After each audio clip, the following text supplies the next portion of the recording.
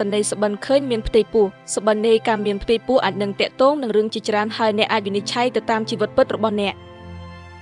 ដំបូងវាអានជាការឆ្លុះបញ្ចាំងពីជីវិតប្រចាំថ្ងៃរបស់អ្នកពីព្រោះអ្នកអាចនឹងស្រមៃចង់បានកូនជាមួយមនុស្សដែលអ្នកស្រឡាញ់ប៉ុន្តែដល់មានបញ្ហាខ្លះៗអ្នកមិនអាចធ្វើបានដូច្នេះហើយទើបធ្វើឲ្យអាចមានសបិនបែបនេះឡើងមកលើកពីនេះទៅទៀតប្រសិនបើអ្នកក្នុងចិត្តរបស់អ្នកមានការភ័យខ្លាចចំពោះរឿងមានផ្ទៃពោះនោះវាក៏ធ្វើឲ្យអ្នកកាត់មានសបិនបែបនេះឡើងមកដែរក្នុងទស្សនៈនៃការទូទីពីសបិនដែលមានឃើញខ្លួនមានផ្ទៃពោះបង្ហាញពីជីវិតដែលមានភាពរីករាយនិងការកើនឡើងពីទ្រព្យសម្បត្តិនិងសក្តានុពលសមត្ថភាពរីកចម្រើនជាដើមបងមកយល់ដឹងពីអត្ថន័យផ្សេងៗចំពោះការដែលសបិនឃើញមានផ្ទៃប្រសិនបើអ្នកសបិនពីការមានផ្ទៃពោះវាភាគច្រើនបង្ហាញថាអ្នកបានចំណាយពេលច្រើនក្នុងការបញ្ចប់គម្រោងមួយក្នុងការស្វែងរកសក្តានុពលថ្មីឬអរិយាប័ត្រថ្មីមួយសបិនពីការមានផ្ទៃពោះមិនសំខាន់ថាអ្នកក្នុងជីវិតពិតមានការពោះមែនឬអត់នោះទេប៉ុន្តែវាបង្ហាញថាអាចមានអ្នកនៅក្បែរអ្នកមានផ្ទៃពោះហើយអត្ថន័យក៏មានភាពខុសគ្នាទៅតាមរូបភាពទាំងអស់នោះដែរដូច្នេះនិយាយជាទូទៅប្រសិនបើអ្នកមនុស្សស្រីហើយសបិនឃើញខ្លួនឯងមានផ្ទៃពោះវាបង្ហាញថាអ្នកនឹងទទួលបាននូវការកើនឡើងនូវទ្រព្យសម្បត្តិនិងជីវិតរីករាយ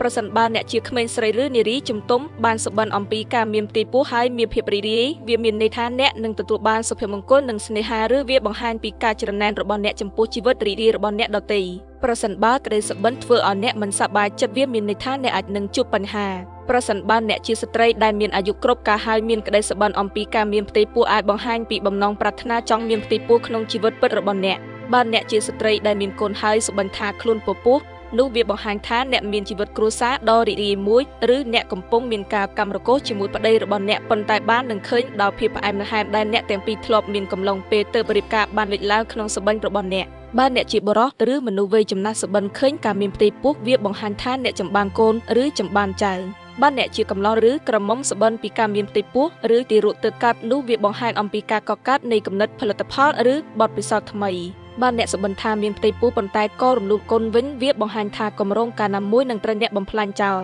បើអ្នកជាបុរសហើយសបិនថាប្រពន្ធរបស់អ្នកមានផ្ទៃពោះនោះវាបង្ហាញថាអ្នកទទួលបានលាភសំណាងជាច្រើនបើអ្នកជាស្ត្រីហើយសបិនឃើញបុរសម្នាក់មានផ្ទៃពោះវាបង្ហាញថាបុរសម្នាក់នោះនឹងជាអ្នកមករំលែកបន្ទុកពីអ្នកឬជាបុរសដែលនឹងបង្កើតសមិទ្ធផលថ្មីៗច្រើនទៀតសបិនពីការមានផ្ទៃពោះបង្ហាញថារឿងគ្រប់យ៉ាងនឹងទៅមុខដោយរលូនហើយអ្នកនឹងមានសំណាងអរគុណសម្រាប់ការទស្សនាវីដេអូនេះដល់ចប់ជួបគ្នានៅវីដេអូបន្ទាប់ទៀត